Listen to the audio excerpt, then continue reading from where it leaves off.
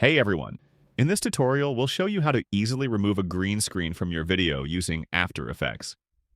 To start, open After Effects and create a new composition with the same resolution and settings as your video.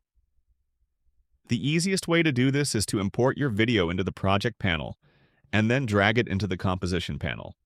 This will automatically create a new composition with the same settings. Next, head over to the Effects panel and search for Keylight 1.2. Drag and drop this effect onto your video layer. In the Effect Controls panel, select the Screen Color option and choose the color you want to remove. This can be any color, not just green. As you can see, the color is automatically removed from the video, but if the result isn't perfect, don't worry. You can adjust the screen gain and screen balance settings to fine-tune the effect. That's it. With these simple steps, you can easily remove a green screen from your video using After Effects. Thanks for watching. If you found this tutorial helpful, be sure to follow us for more video editing tips and tricks.